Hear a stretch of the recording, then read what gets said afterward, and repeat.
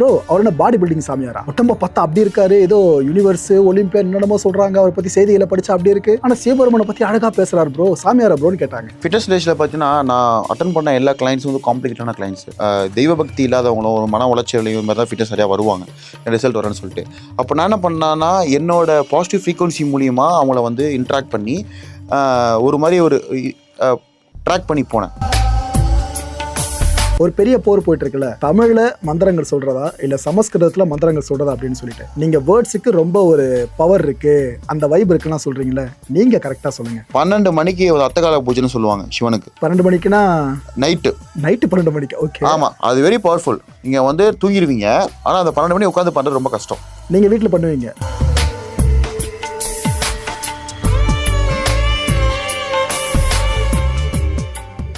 வணக்கம் மாயம் பக்தி நேர்களே, இன்னைக்கு நம்ம நிகழ்ச்சிக்கு ஆன்மீகம் சார்ந்து பேசதான் ஒருத்தர் வந்திருக்காரு.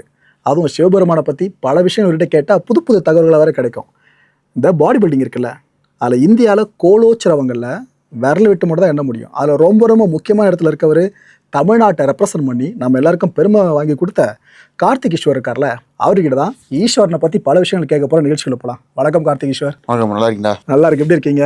சூப்பராக இருக்கேன். ரொம்ப நாளைக்கு அப்புறம் மீட் பண்ணுறோம். ஆமாம், போன வாட்டி நம்ம இன்டர்வியூ பார்த்துட்டு பல பேர் கேட்டது, ப்ரோ அவர் என்ன பாடி பில்டிங் சாமியாரா? உடம்ப பார்த்தா அப்படி இருக்காரு, ஏதோ யூனிவர்ஸ் ஒலிம்பியன் என்னென்னமோ சொல்கிறாங்க, அவரை பற்றி செய்திகளை படித்தா அப்படி இருக்கு. ஆனால் சிவபெருமனை பற்றி அழகாக பேசுகிறார் ப்ரோ, சாமியாரா ப்ரோன்னு கேட்டாங்க. ஃபர்ஸ்ட் ஆஃப் ஆல் அந்த ஒரு கேள்விக்கான பதிலை வாங்க விரும்புகிறேன். பாடி பில்டராக உங்களுக்கு எல்லாருக்கும் தெரியும், ஆனால் ஒரு தீவிர சிவபக்தராகவும் ஆன்மீகத்தில் பெரிய நாட்டம் கொண்டவரும் தெரிய வருதுல்ல, இந்த டிரான்ஸ்ஃபர்மேஷன் எப்படி நடந்துச்சு? ஸோ இந்த டிரான்ஸ்ஃபர்மேஷன் எப்படி நினச்சா என்னோட ஃபிட்னஸ் டேஸில் நடந்தது. ஃபிட்னஸ் டேஸில் பார்த்தீங்கன்னா நான் அட்டன் பண்ண எல்லா கிளைண்ட்ஸும் வந்து காம்ப்ளிகேட்டான கிளைண்ட்ஸு. எப்படின்னா அவங்க வந்து பார்த்தீங்கன்னா அந்த மாதிரி தெய்வ பக்தி இல்லாதவங்களும் ஒரு மன உளைச்சலையும் மாதிரி தான் ஃபிட்னஸ் சரியாக வருவாங்க ரிசல்ட் வரேன்னு சொல்லிட்டு. அப்போ நான் என்ன பண்ணேன்னா என்னோட பாசிட்டிவ் ஃப்ரீக்வன்சி மூலிமா அவங்கள வந்து இன்ட்ராக்ட் பண்ணி ஒரு மாதிரி ஒரு ட்ராக் பண்ணி போனேன். அப்போ என்ன ஆகுதுன்னா என்கிட்ட ஏதோ வேவ் வந்து அவங்கள்ட்ட பாஸ் ஆகுதுன்னு ஃபீல் பண்ணேன். ஆனால் அவங்கள்ட்ட அந்த ஃபீட்பேக் என்ன இல்லாமல் எனக்கு வந்தால் கொஞ்சம் மென்டலி பீஸ்ஃபுல்லாக இருக்கேன். ஈஸ்வர், நீ பேசுகிறது, நீ வந்து மோட்டிவேட்டாக பேசுகிறது, விஷயங்களை சொல்கிறது, அப்புறம் இப்படி ட்ராக் பண்ணி போகிறது. அப்போ நான் ஏதோ ஃபீல் பண்ணேன். அப்போது வேர்ட்ஸ்லையோ சம்திங் ஏதோ ஒரு ஃப்ரீக்வன்சி இருக்குது, அது எங்கேருந்து வருதுங்கிறத மட்டும் பண்ணேன். அப்போ சவுண்டை பற்றி ரிசர்ச் பண்ணேன். இந்த மணி சவுண்டு, ஒரு சவுண்டுக்கு அது ஃப்ரீக்வன்சி இருக்குது அப்படின்னு. அப்போ தான் தெரிஞ்சது என்னோடய கேள்விகளுக்கு எல்லாத்துக்குமே வந்து நமக்குள்ளே தான் பதில் இருக்குது அப்படின்னு. இப்போ கடவுள்னு தேடும்போது எனக்கு வந்து கடவுள் மூலிமா எனக்கு வந்து எந்த ஒரு உருவம் மூலியமாகவும் எதுவுமே எனக்கு கிடைக்கவே இல்லை. ஒரு சவுண்டு மூலிமா தான் கிடைக்கிது, ட்ரீம் மூலிமா கிடைக்கிது. இன்றைக்கி ஒரு கேள்வி கேட்டு நான் படுக்கிறேன் அப்படின்னா நாளைக்கு ஒரு மனிதர்கள் வந்து என்கிட்ட அதுக்கு என்ன ஆன்சர் பண்ணுறாங்க. ஸோ அப்போ என்ன பண்ணேன்னா மெடிடேஷன்ஸ் நான் ஃபாலோ பண்ண ஆரம்பித்தேன். மெடிடேஷன் என்ன, கிரியேஷன். இப்போ உனக்கு என்ன மாதிரி விஷயம் எனக்கு வேணுமோ அதை நீ வந்து கற்பனையில் கொண்டு வந்து ஞானத்தில் கொண்டு வந்தோம் அப்படின்னா அதோட என்ன மாதிரி இன்டென்ஸில் இருக்குதோ அது உனக்கு விஷுவலைஸ் ஆகுது. லைக் மேனிஃபெஸ்ட் பண்ணுற மாதிரி. மேனிஃபெஸ்ட் பண்ணுற மாதிரி அது லிட்டரலாக எல்லாமே பண்ணலாம் நீங்கள். அப்போ வந்து என்கிட்ட வந்து ஒரு கஷ்டப்படுற ஒரு பர்சன்ஸ் வராங்க, அவங்கள பற்றி நான் வந்து திங்க் பண்ணி எனக்கு என்ன அறியாமையே அவங்க சொல்யூஷன்ஸ் எனக்கு தேடி வருது. அப்போ தான் நினச்சேன் நம்ம தாட்ஸ்க்கு வந்து ஏதோ பவர் இருக்குது அப்படின்னு சொல்லி. அப்போ என்ன பண்ணேன் அப்படின்னா இந்த சிவபெருமான், சித்தர்கள், ஞானிகள் இவங்களாம் படிக்கும்போது அவங்க மருத்துவத்தை ரொம்ப ஸ்பெஷலாக இருந்திருக்காங்க. அப்போ வந்து அது சம்திங் இருக்கும்போது தான் நான் ஜோதிங்கிறத ஏற்றி அந்த எனக்கு தெரிஞ்ச ஒரே மந்திரம் ஓ நம சிவாயம். அப்போ அதுக்கு உண்டான மந்திரத்துக்கு வெளியே கேட்கும்போது பஞ்சபூதங்கள் ஓ நம சிவாயங்கிறது. அப்போது அது இயற்கையிட்ட சக்தி இருக்குங்கிறத உணர்ந்தேன். அப்போ தான் வந்து எனக்கு எனக்கு சொல்கிற மாதிரி கோயில்களுக்கு போகிறதுக்கோ 4 இடத்துக்கு போகிறதுக்கோ எனக்கு வருமானம் கிடையாது. சாப்பிட்றதுக்கு மட்டும் தான் காசு, தங்குறதுக்கு வேலைக்கு மட்டும் தான் காசு இருந்தது. அப்போ தான் நான் உணர்ந்தேன் நம்ம இருந்த இடத்துலேருந்தே இறைவனை பார்க்க முடியும் அப்படிங்கிறத வந்து நானாக உணர்ந்தது. அதுக்கப்புறம் எனக்கு கோயிலுக்கு போகிற ஈர்ப்புலாம் வந்து ஸ்டாப் ஆயிடுச்சு. யாராவது இன்வைட் பண்ணால் போவேன், நானாக ஏதாவது தேவைப்பட்டால் போவேன், அப்படி தான் இருந்தது. அதுக்கப்புறம் தான் எனக்குள்ளே நம்ம இந்த விஷயங்களை பண்ண முடியுங்கிறத வந்து நான் உணர்ந்தேன். நான் மட்டும் கிடையாது, எல்லாராலையும் பண்ண முடியுங்கிறத வந்து எனக்கு வந்து நம்ப மாட்டீங்க. ஈஸ்வரன் அவர் பேர் ஒருத்தர், ஜிம் கிளைண்ட். அவர் யாருன்னா ஜெனட்டிக் ரிசர்ச் பண்ணுறவர், வயசானவர், இறந்துட்டார். அவர் தான் வந்து கூப்பிட்டு பேசுகிறாரு. அவர் ஜெனட்டிக் பற்றி என்ன எடுக்கிறாரு. அப்போது உன்னோட ஜெனட்டிக்ஸ்க்கும் உன்னோட டிஎன்ஏக்கும் தொடர்பு வந்து பிரபஞ்சத்துக்கு இருக்குன்னு சொன்னார். சயின்ஸ் படிக்கிற ஒரு பர்சன் இதை சொல்லியிருக்காரு உங்ககிட்ட? சொல்லியிருக்காரு. அப்படி பார்க்கும்போது உன்னோட பேச்சுலையும் உன்னோட ஆக்ஷன்லையும் உன்னால் வந்து அந்த விஷயத்தை பண்ண முடியும்னு சொல்லிட்டு என்னைய வந்து கைட் பண்ணுறாரு. அப்போ அவர் மூலியமாக விஷயத்தை கற்றுக்க ஆரம்பித்தேன். அப்போ நினச்சி பாருங்கள், இப்போ நல்லா நெட்வொர்க் இருக்குது, எல்லாமே இருக்குது. 10 இயர்ஸ்க்கு முன்னாடி என்ன இருந்தது நம்மகிட்ட? அப்போ வந்து நம்ம மனிதர்களை பார்க்குறோம், நியூஸ் பேப்பரை பார்க்குறதா, நியூஸ் பேப்பர் படிக்கிற பழக்கம் கிடையாது. அப்போது ஒரு ஹியூமன் மூலியமாக தான், ஒரு மனிதர்கள் மூலியமாக தான் எனக்கு வந்து அது ட்ராக் ஆகுது. அப்போ தான் தெரியுது ஒருத்தர் ஃப்ரீக்வன்சி நிறைய வேலை செய்யுது அப்படின்னு சொல்லி. அப்போது இந்த தாட்ஸ் மூலியமாக தான் நம்ம வந்து ஒரு கடவுளை உருவாக்க முடியுங்கிறத பண்ணேன். அப்போ நிறைய விஷயங்களை கற்றுக்கிட்டேன்.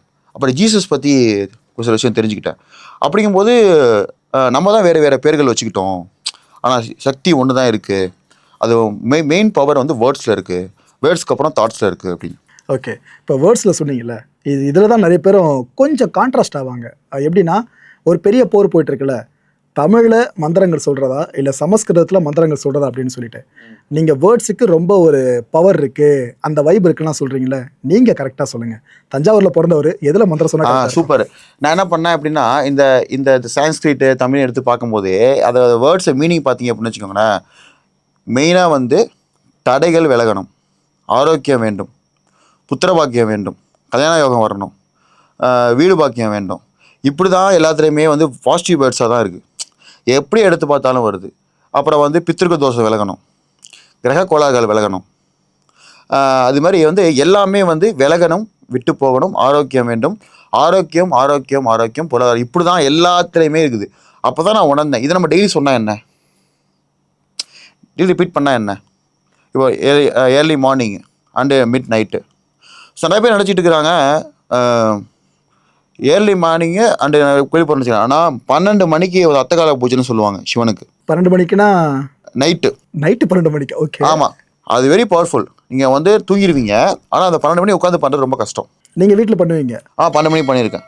12 மணிக்கு பண்ணும்போதெல்லாம் எனக்கு நிறைய விஷயங்கள் வந்து ட்ரீமில் வந்துடும். ட்ரீமில் வந்து வேக்கப் பண்ணி விட்டுரும். இல்லை எனக்கு ஒன்றும் புரியல. இப்போ பூஜை பண்ணுறப்ப முடிச்சுட்டு இருக்க போகிறீங்க, ட்ரீம் வராதுல்ல? அப்போ வரவே வராது. அப்போ வந்து உங்களோட நீங்கள் என்ன வேணும், என்ன நினைக்கிறீங்க, என்ன உருவாக்க போகிறீங்கன்னு ஒன்று இருக்குது. அதை வந்து பார்த்தீங்கன்னா அந்த ஐன்ஸ்டைனு, அப்துல் கலாம் சாரு, நிறைய பேர் ஞானிகள் சொன்ன ஒரே விஷயம் என்னென்னா, உங்களோட ட்ரீம்ஸ்க்கு வந்து ஒரு உயிர் கொடுங்கன்னு இருக்காங்க, ஓட்டத்தை கொடுங்கன்னு இருக்காங்க. அந்த ஓட்டத்தை எப்படி கொடுக்கணும் அப்படின்னா, நீ உட்கார்ந்த இடத்துலேருந்து ஆக்டிவ் பண்ணணும். ஒரு கல்லை எடுத்து வைக்கிற மாதிரி. இப்போ ஒன்றுமே கிடையாது, இன்றைக்கி ஒரு விஷயம் உங்களுக்கு கிடச்சிருக்கோம், அதை வச்சு ஒரு கல்லை வச்சுருக்கீங்க. இன்னொரு கல் எங்கேருந்து வருது, இன்னொரு மண்ணை உருக்கி தான் வருது. அப்போது ஒன்று எடுத்து வைக்கும் போது இன்னொன்று உள்ளே வரும். இதை கொடுக்குறது யூனிவர்ஸ் தான் கொடுக்கும் உனக்கு. இது கொடுக்க என்ன பண்ணணும்னா, நீங்கள் உட்காந்து எடுத்து வைக்க அடுத்தது என்னங்கிறது உங்கள் ட்ரீம்ஸில் வர ஆரம்பிக்கும். அப்போது நீங்கள் நடுவில் வந்து எந்த ஒரு இப்போ 12 மணிக்கு நீங்கள் பண்ணிட்டு படுக்கிறீங்க அப்படின்னா, ஒரே செகண்ட் ஈஸ்வர், அந்த 12 மணிக்கு பூஜை பண்ணுறது சொன்னீங்கல்ல, அது தமிழ்லையே இல்லை சமஸ்கிருத மந்திரமா? உனக்கு என்ன தெரியுமோ அதை பண்ணுங்க, உனக்கு என்ன மொழி தெரியும் பண்ணுங்க. ஆக்சுவலாக புரிஞ்சுக்கோங்க, லாங்குவேஜுக்கும் காடுக்கும் கனெக்டே கிடையாது, அது ஸ்டூப்பிட். அது அப்போ வாய் பேச முடியாதவங்க என்ன பண்ணுவாங்க, அனிமல்ஸ் என்ன பண்ணும். இப்போ அனிமல்ஸுக்கு வறட்சி ஏற்படுது, மழை ஏற்படுது, அது ப்ரே பண்ணுமே. அது என்ன வேர்ட்ஸ் தெரிஞ்சிச்சு எங்களுக்கு? ஐயோ, நினச்சாலே போதும். நான் இந்த இடத்துல உட்காந்து கர்வமாக நினச்சி உட்காந்தானா போதும், அந்த ஃப்ரீக்வன்சி பயங்கரமாக உங்களை பாஸ் ஆகும். அதாவது ஒன்று தெளிவாக தெரியுது ஈஸ்வர், கடவுளை கும்பிடுறதுக்கு லாங்குவேஜ் வேணாம், உனக்கு பக்தி இருந்தால் போதும். கிரியேஷன் ஒன்றுமே இல்லை. இப்போ நான் வந்து 4 பேருக்கு சாப்பாடு போடணும், என் கையில் ஒன்றுமே இல்லை. இப்போது கண்ணால் பார்க்குறத செய்யணும்னு நினைக்கிறீங்க, என்ன பார்க்குறீங்க? இப்போது கார்த்திக் நீங்கள் உங்களை எடுத்துட்டீங்க அப்படின்னா, நீங்கள் ஒரு சில விஷயத்தை பார்த்து எமோஷ்னலாகவும் யூனிவர்ஸ் அட்டாச்சாக இருப்பீங்க. இல்லை என் கையில் நிறைய ட்ரீஸ் வைக்கணும், இந்த மரத்தோட க்ரீன் பிடிச்சிருக்கு, நல்லா வைக்கணும், கற்பனையில் உட்காருவீங்க, அதை நோக்கி பயணிக்கும். அப்போது யூனிவர்ஸ் உங்களை அதை ட்ராக் பண்ணி கூட்டு போகும். இப்போ நான் இருக்கிறேன், நான் ஃபிட்னஸ் நிறைய பேரை வந்து சர்வீஸ் பண்ணணும், அன்ஹெல்த்தியாக இருக்கணும், ஹெல்த்தியாக மாற்றணும், ஏதாவது இன்னோவேட்டிவாக கொண்டு வரணும் அப்படின்னு சொல்லி போனேன். அது ஆரோக்கியத்துக்கு அந்த மாதிரி போகும். அதுக்கு தகுந்த மாதிரி யூனிவர்ஸ் என்னை ட்ராக் பண்ணும். ஸோ எல்லாத்தையும் ஒரு நாள் பண்ண முடியாது. இப்போ அப்துல் கலாம் வந்து நான் அணுகுலையை கண்டுபிடிக்கணும், நான் வந்து நாட்டை காப்பாற்றணும், இயற்கையுமே சக்தியை நான் உருவாக்கணும்னு நினச்சாரு, கொண்டு வந்தார். இது அவர் பண்ணலை, யூனிவர்ஸ் பண்ணியிருக்கு. நீ நினை, யூனிவர்ஸ் ஹெல்ப் டிவைஸ், நம்ம ஒரு டிவைஸ். இப்போ இந்த ரிமோட் இருக்குது, இந்த ரிமோட்குள்ளே இருக்க பேட்டரி வந்து ஒரு எனர்ஜி, இது வந்து நம்ம பாடி, இந்த எனர்ஜியை கொடுக்குறது யூனிவர்ஸ். அதனால தான் நீங்கள் வந்து எப்போவுமே வந்து கொண்டு வந்து கண்ணில் வைக்கிறதோட அந்த எஃபெக்டை வந்து பண்ணிவிட்டு இங்கே வைக்கணும். ஏன்னா இதுதான் யூனிவர்ஸோட எனர்ஜி. நினச்சிட்டு இருக்கீங்க கை கண் இதெல்லாம் எதுவுமே கிடையாது, யூனிவர்ஸோட மொத்த எனர்ஜி இங்கே தான் இருக்குது. அதனால தான் எல்லாருமே இப்படி தான் பண்ணுவாங்க. அது பாஸ் ஆகிறது இங்கே தான் வெளியேறும். நம்ம வணங்குறது அப்படி தான் வணக்க வைக்கிறோம். ஆக்சுவலாக இங்கே தான் வெளியேறும், இங்கே தான் பஞ்சபூதங்களை அணைச்சி உன் சக்தியை வந்து இங்கே தான் கொடுக்க முடியும். அப்போ ஈஸ்வர், இந்த யோகாலாம் கிளாஸ் நம்ம சேர போகிறோம்னாக்கா குருமார்கள் வந்து முதல்ல ப்ளஸ் பண்ணுவாங்க பாருங்க. ஆமாம், அதுக்கும் அது அர்த்தமாக என்ன? ஃப்ரீக்வன்சி. நான் சிம்பிளாக சொல்கிறேங்க, நீங்கள் உண்மையிலே பியூர் இன்டென்ஷன் பர்சனாக இருக்கிறீங்க அப்படின்னா ஒருத்தவங்க படுக்கையில் இருக்காங்க அப்படின்னா அவங்க கையில் வந்து தடவி கொடுத்து கண்ணை மூடி கையை வைங்க அது மேலே. நீ கோயிலுக்கு போயிட்டு வரீங்க, இப்போ ஒருத்தர் உட முடியாதவங்களை பார்க்க போகிறீங்க அப்படின்னா டெம்பிளுக்கு போயிட்டு அந்த தீபத்தை ஏற்றுட்டு அந்த கருவறையை பார்த்துட்டு மனசில் பதிவு பண்ணிட்டு யார்ட்டையும் பேசாதீங்க. மொபைல் ஃபோனை பேக்கெட்டில் போட்டுருங்க. நேராக அவங்கள்ட்ட வாங்க. அவங்கள்ட்ட வந்து நெத்தியில் கையை வச்சு கருவறையில் என்ன பார்த்தீங்களோ கண்ணை மூடி பஞ்சபூதங்கள்கிட்ட பர்மிஷன் கேட்டு இவனை கொஞ்சம் வாழ்வை கொடு, கொஞ்சம் மன்னிச்சிருன்னு சொல்லணும். மன்னிப்பு கேட்கணும். காப்பாற்றுன்னு கேட்டால் காப்பாற்றாது. இவனை மன்னிச்சிரு, நான் உன்கிட்ட ரெக்வஸ்ட் பண்ணுறேன், கொஞ்சம் ஆயிலை கொடு. இதானே பண்ணுறீங்க நீங்கள். இயற்கையிட்ட வந்து இயற்கையிட்ட எப்படி ஆர்டர் போட முடியும்? அதாவது கோயிலேருந்து எனர்ஜி எடுத்துக்கிட்டு ஒரு டிவைஸாக நீங்கள் இருந்து அதை வந்து ட்ரான்ஸ்ஃபர் பண்ணுறீங்க, அவ்வளோதான். ட்ரான்ஸ்ஃபர் பண்ண முடியும். நீங்கள் அதை விட்டுட்டு நீங்கள் வந்து கோயிலுக்கு போயிட்டு ப்ரே பண்ணாமல் நடக்காது. அந்த எடுத்துகிட்டு வந்து இங்கே ரிசீவ் கொடுக்கணும். நீங்கள் அதை விட்டு நீங்கள் ப்ரே பண்ணி மனசில் இருக்கிறதெல்லாம் ஓகே. ஆனால் நிறைய பேர் குருமார்கள் பாருங்கள் நெத்தியில் வந்து வச்சு பண்ணுவாங்க. அது ஏன் அப்படின்னா நீங்கள் வந்து அந்த உங்களுக்கு வந்து நீங்கள் யோக நிலையை அடைஞ்ச உடனே நெத்தியில் கை வச்சு பண்ணுறது எல்லாமே வந்து எனர்ஜியை பாஸ் பண்ணுறது. ஜடாவை முடி வளர்ப்பாங்க. முள்ளதுலேயே வந்து ஹேருக்கு வந்து பயங்கரமான பவர் இருக்குது. அந்த ஃப்ரீக்வன்சியை டேரெக்டாக யூனிவர்ஸை ரிசீவ் பண்ணி நம்ம கொடுக்குறதுக்கு. அதனால் வந்து நிறைய கோயில்களில் வந்து ட்ரெஸ்ஸை ரிமூவ் பண்ணிட்டு போங்க ஜென்ஸ் சொல்கிறாங்க. லேடிஸ்க்கு தேவையில்லை. முடியலையே. ஓ ஓகே. முடியலே இருக்குது. ஹை எனர்ஜி வந்து ரிசீவ் பண்ணக்கூடிய உமன்ஸ்க்கு நிறையா இருக்குது. ஓகே. பசங்களை காட்டிலும் அவங்களுக்கு அதிகமாக இருக்குது. ரொம்பவே இருக்குது. அதனால தான் காளி சக்தி அதிகமாக, பிளாக் கோலுக்கு அதிகம் சக்தி இருக்குமாங்க. இன்றைக்கி அதை பற்றி யாரும் யோசிக்கவே மாட்டேங்கிறோம். நீங்கள் வந்து லிங்கத்தை வழிபடுறத விட யோனி வழிபடுறவங்க ரொம்ப கம்மியாக இருப்பாங்க. அதை ஹேண்டில் பண்ண முடியாது. வெரி பயங்கர எனர்ஜி. நீங்கள் அதை தொட்டுட்டு நீங்கள் வந்து நெகட்டிவான தாட்ஸை ரிசீவ் பண்ணாலேயே அந்த பர்சனுக்கு பிரச்சனையாயிரும். அந்த காமாக்கியா கோயிலை பற்றி அடிக்கடி இதை சொல்லுவாங்க, கேள்விப்பட்டிருக்கேன் அந்த விஷயம்.